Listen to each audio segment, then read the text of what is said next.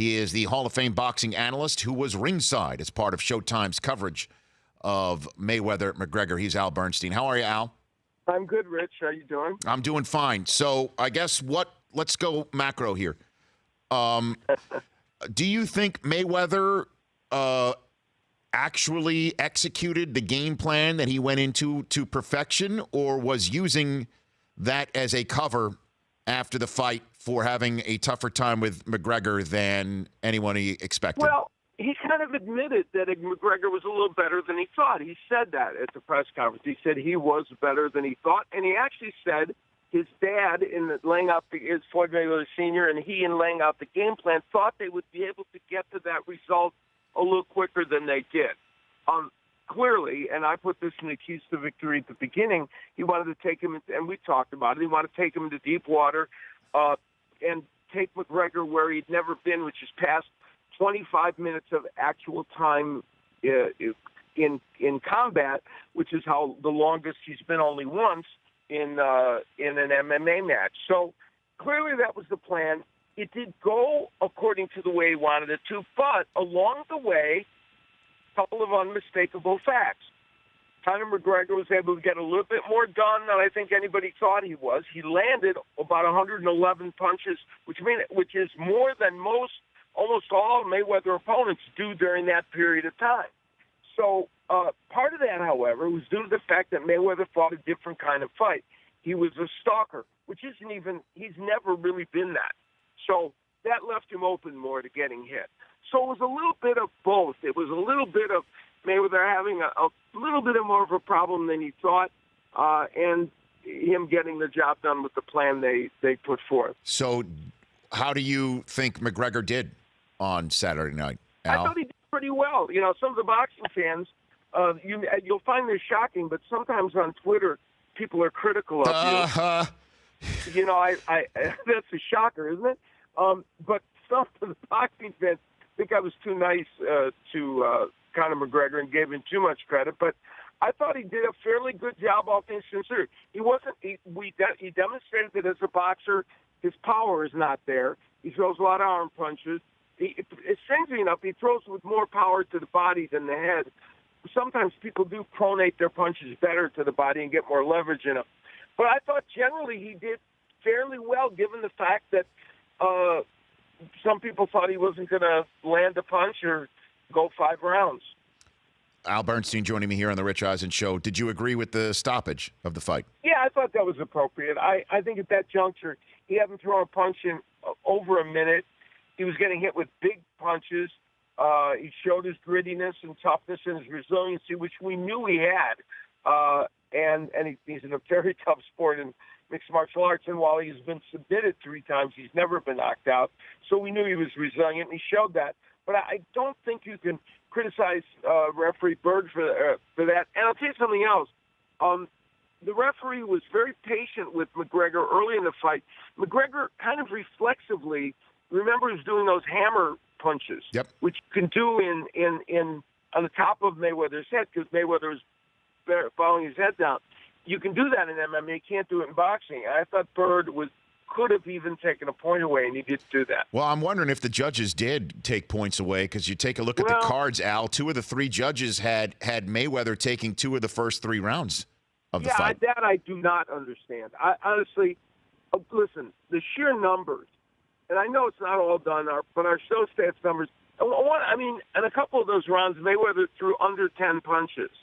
And I just don't know how a judge could have given any of the first 3 rounds to Floyd Mayweather, let alone 2 of those rounds. So that is a puzzlement to me. I think he won the first 3 rounds, maybe won one more round along the way. Steve Farhood, our unofficial scorer, did have him winning one more round. Clearly the fight, though, by the time we got into round 7 and 8, the fight was going Mayweather's way. Mm-hmm. Al Bernstein joining me here on the Rich Eisen Show. Okay, so Mayweather said that he owed the fans based on what happened with Pacquiao. And I'm just sitting here wondering, Al, shouldn't a guy who's 49-0, now 50-0, make a lot shorter work of somebody who's coming from an octagon, stepping into a square ring. It doesn't matter the age or the height or the reach. He should make a lot shorter work than that, Al. Well, you can make a case for that. That's not an absurd statement. There was spots in this fight. There were two factors, and I've tried to think of these and see if I can figure it out. One is that, as I said, he's 40 years old coming off a 23-month layoff, so that affected him. It really did. Number two, he's fighting a style that he normally does. He doesn't walk forward. But even so, there were spots in that fight where Floyd Mayweather certainly looked like less than we have seen before, which is not shocking because he's 40 years old and he was coming in off the age layoff. But then once he got his motor running, and of course McGregor got tired, he was able to land those right hands with impunity, and even early in the fight was landing at a great percentage. But it's not an unreasonable statement that you made. One could make the argument that maybe it should have happened earlier, and he kind of admitted he didn't think it would go 10. Mm-hmm. So, and the legacy question, Al. We all remember, obviously, when somebody steps out of the ring for the last time, and Mayweather said that this is, in fact, his last fight. How do you think Saturday night affected his legacy in any way, shape, or form? I don't think dramatically either way. I really don't. He ended up knocking out Conor McGregor. He had a little bit more problems with him than anticipated. It wasn't a brawl that he was ripped apart in and got a lucky punch to knock him out. No, he after the early issues, he started to control matters. So I don't think it affects his legacy one way or the other. It doesn't elevate it, and it doesn't pull it down. I'm one of those people that is of a mind that Floyd Mayweather is the best fighter of this era, but not in the top 15 or 20 of all time. Maybe 15 or 20, but maybe 25. He's certainly one of the great fighters of all time, but not the best. And if you're in charge of McGregor's career, what would you do now? Go back to MMA. You made a whole bunch of money. He's talking about a third fight with Nate Diaz.